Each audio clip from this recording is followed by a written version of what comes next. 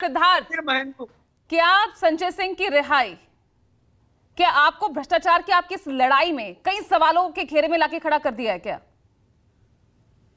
पूजा जी, जब से संजय जी की रिहाई हुई है तब से तिहाड़ जेल में एक शेर व शायरी है गूंजे जा रही है। बार बार मनीष सिसोदिया जी, बार बार अरविंद केजरीवाल जी एक ही शेर पढ़ रहे हैं। वो कह रहे हैं कि एक वो है जिन्हें अपनी खुशी ले डूबी, एक हम हैं जिन्हें गम ने उभरने नहीं दिया। एक व्यक्ति बेल पर बाहर आया, उसकी ऐसी खुशी, ऐसा जश्न मना रहे हैं जैसे केस खत्म हो गया। और यही फर्क दिखाता है इनके और हमारे बीच में। हम तो हमेशा से कहते थे हमारे हमारे देश के कोर्ट्स पर भरोसा है, हमें एजेंसीज पर भरोसा है, जो भी हो रहा है वो ड्यू लीगल प्रोसेस से हो रहा है, उसमें कुछ गलत नहीं है। पर इनको भरोसा कोर्ट्स पर तब आता है जब बेल मिल जाती है। पर ये पलट के नहीं देखते कि हमारा ही साथी है, 1.5 साल से अंदर बैठा है, उसको तो बेल नहीं मिली। केस एक ही था, तथाकथित पॉलिसी एक ही थी, पर हम बाहर आ गए। अरे जो 1.5 साल से नहीं आया मतलब वो पक्का भ्रष्टाचारी है। आपकी इस पैमाने पे देखा जाएगा तो जो 1 साल से नहीं आया उसका क्या कहेंगे? बड़े बड़े मंत्री अंदर बैठे हुए हैं, पर 6 महीने में संजय जी बाहर आए हैं और लीगल प्रोसेस से आए हैं, तो इन लोगों ने बहुत सवाल ये भी है ना सिद्धार्थ, हैं भी तो सारे विपक्ष के ही नेता ना, सभी अपोजिशन लीडर्स, उन्हीं के खिलाफ कार्रवाई हो रही है, वही जेल के अंदर बैठे हैं। अब पूजा जी, दिल्ली में ये सरकार में थे, अब ये विपक्ष कैसे हुए? तो सत्ताधारी थे। सरकार में रहते हुए इन्होंने ठेके बांटे, 100-100 करोड़ के किकबैक्स लिए, हवाला से पैसा गोवा भेजा, चुनावों में लड़ने में उसको खर्चा। तो यही जाएंगे ना जेल, कोई और कैसे चला जाएगा?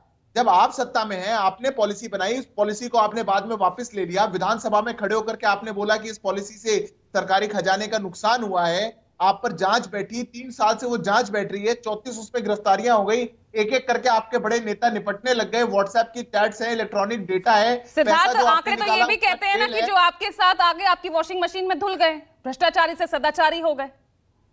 ऐसा तो पूजा जी कौन है बताइए, नाम लीजिए।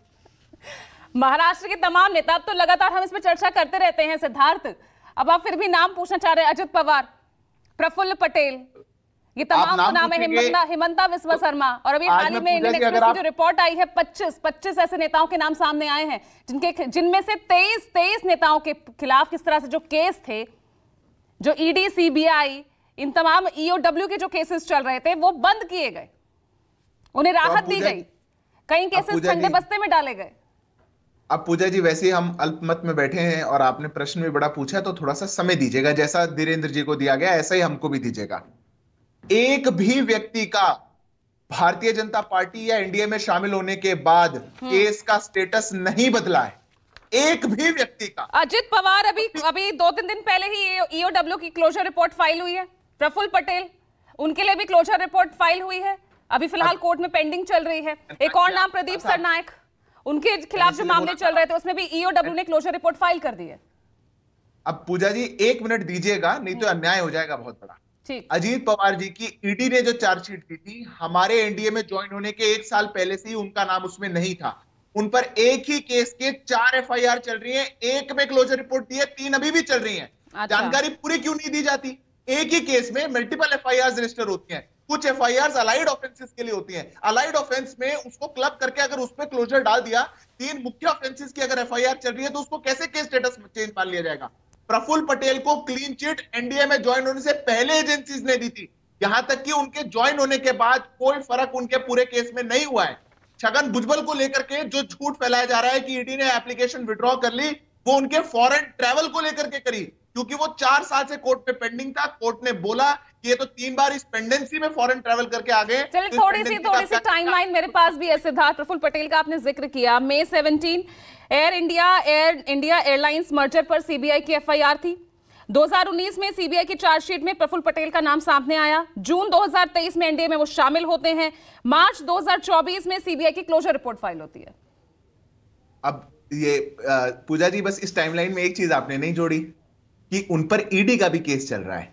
सीबीआई की जो ओरिजिनल एफआईआर थी उसमें प्रफुल्ल पटेल का नाम भी नहीं था। उनका मेन ऑफेंस ईडी के ऑफेंस से था, और ईडी के ऑफेंस पे कोई क्लोजर रिपोर्ट नहीं है, कोई विड्रॉल नहीं हुआ है, वो केस ऑनगोइंग है। कोई समन भी हमने नहीं देखा ना प्रफुल्ल पटेल के पास, कोई समन गया हो ईडी का, या ईडी की कोई रेड पड़ी हो, या ईडी ने पूछताछ के लिए बुलाया हो, ये भी हमने नहीं देखा। अब पूजा जी, ये तो वो वाली बात हो गई कि लालू जी अपने काम करने के बाद 20 साल बाद जेल गए थे, तो 20 साल तक तो वो बेगुनाह ही थे। 20 साल तक तो कांग्रेस पार्टी ने कुछ किया ही नहीं था। लीगल प्रोसेस में चार्जशीट फाइल होने के बाद, चार्जेस सबमिट होने के बाद, चार्जेस फ्रेम होने के बाद एक ड्यू लीगल प्रोसेस है।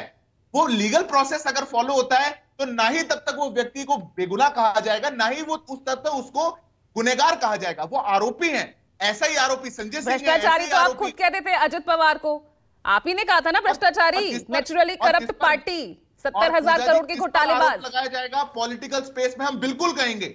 जिस पर आरोप लगाया जाएगा हम बिल्कुल कहेंगे, क्यों नहीं कहेंगे, और हमने बिल्कुल कहा है। पर बात यह है कि हमारी सरकार की मंशा क्या है। अगर हम सरकार में हैं, कोई भी व्यक्ति, मैं अभी फिर से दोहरा रहा हूं, आपके चैनल पे 1 घंटे का शो है, जब तक भी आपकी रिसर्च की टीम निकाल के दे दे, किसी भी व्यक्ति का सेंट्रल एजेंसी का चलता हुआ केस का स्टेटस नहीं बदला है जब से वो भाजपा और एनडीए में आई। ये हमारी कमिटमेंट है भ्रष्टाचार को लेकर।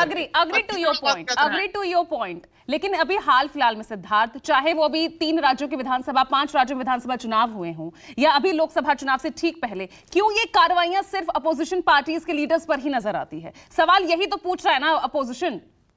नहीं, मैं और आंकड़े भी उसकी तस्दीक करते हैं। 95% तमाम वो अपोजिशन लीडर्स हैं जिनके खिलाफ पिछले 10 सालों में कार्रवाई हुई है, और वही कार्रवाई आपके नेताओं में सिर्फ 6% रह जाती है। पूजा जी, 2 अपने अलग प्रश्न पूछे, जल्दी जल्दी जवाब देता हूं। पहली बात तो आपने पूछा कि राज्यों में जब चुनाव हो रहे हैं तब वहां कार्रवाई होती है। झारखंड में कार्रवाई हुई, झारखंड में केस की शुरुआत हो गई थी झारखंड पुलिस द्वारा, उन्हीं की खुद की पुलिस द्वारा 2020 में, 22 में वो ट्रांसफर हुआ कहीं और। सिद्धार्थ, अरे मैं हेमंत से, मैं अभी विधानसभा चुनावों में, लोकसभा चुनावों से पहले कह रहे हैं ना, हाल की कार्रवाई बता रहा हूं मैं आपको।